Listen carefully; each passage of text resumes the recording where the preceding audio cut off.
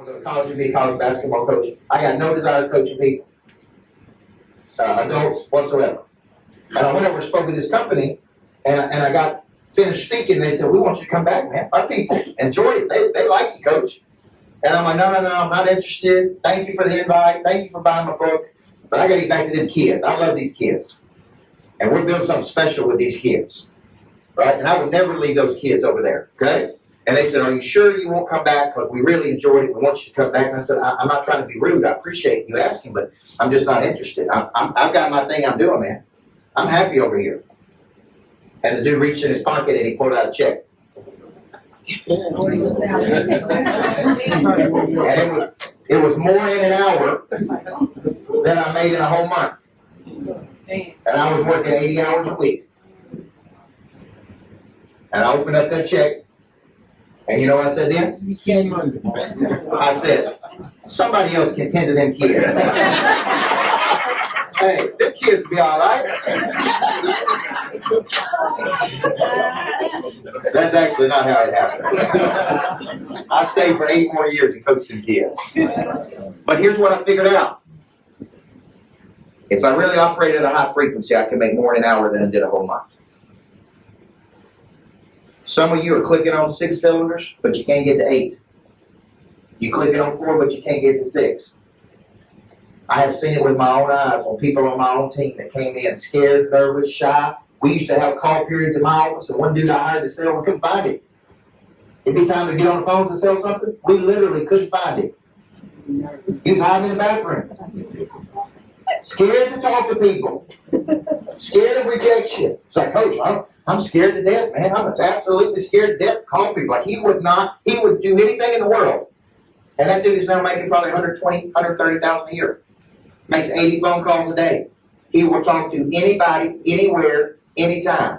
On Saturday mornings, he goes over to a person and does cold calls on Saturday morning, and he puts them on Facebook Live so people can watch it. Just cold calling people. This is the same dude that was scared to death to call people. What happened to him? Play drive was activated.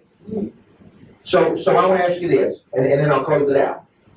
I want you to be thinking, what will activate your prey drive? One, is it competition?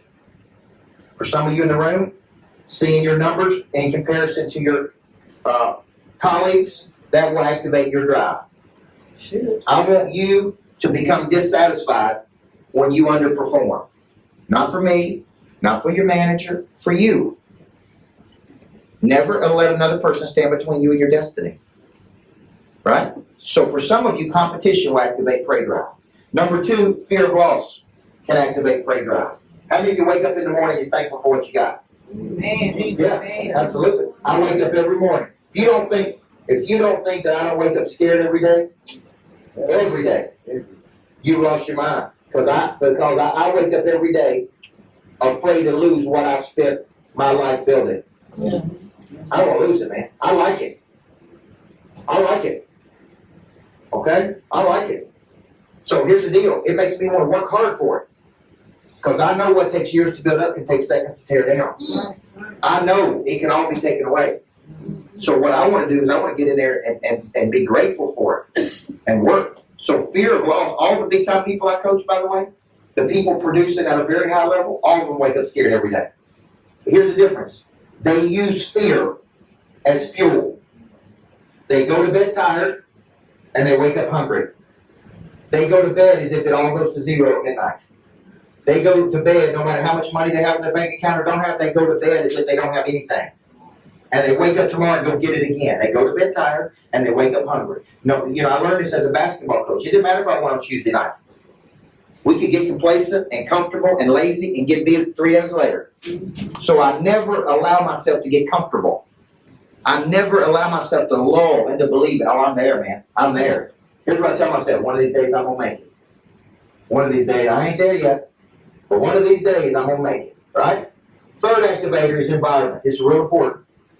You guys, what we're trying to build here is a high prey drive environment. For you. Because when you're in a high prey drive environment with focused people, everybody's going to produce at a high frequency. Yes or no? Now, my championship teams that I coached, we would teach them the 5 dysfunctions of teams, all of these things that happen on teams, and I would say, look, I can't police you. If you want to win a championship, you're going to have to want to win it bad enough to mitigate all the distraction. Because discipline is the ability to subordinate what I want right now for what I want eventually. It means I'm willing to give up something to get something. So what are you willing to give up? Drama, low value, wasted time, goofing off, majoring in the minors. What are you willing to give up to have something else? That's what you got to ask yourself. So for you, this environment has got to be special. It's got to be protected. It's got to be focused. And you, each one of you, have got to get to the point that you won't let anybody in here distract you away from your goals. Because you can't do two things at the same time.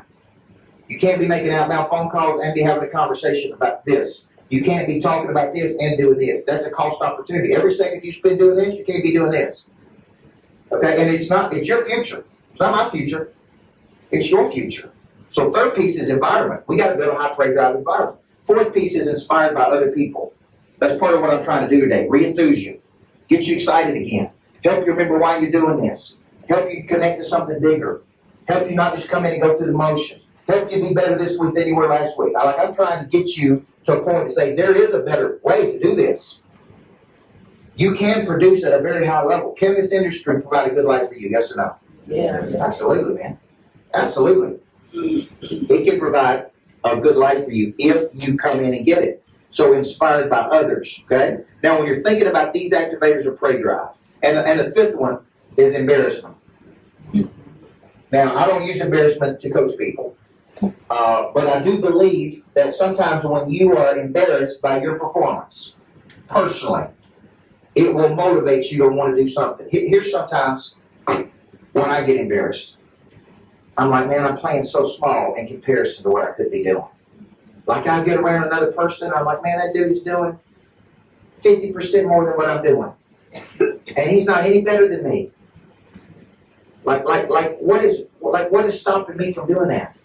Other than my own tiny thinking, my own majoring in the minors, my own wasted time and energy. One of these 5 things will activate your prey drive, okay? So once it's activated, what are we going to be doing? We're going to be hitting our numbers. You're going to be hitting your personal numbers. You're going to be doing things you've never done. You're going to be producing at levels you never produced. I'm telling you, that's when we start winning some championships. That sound like a good plan to you? All right. God bless you.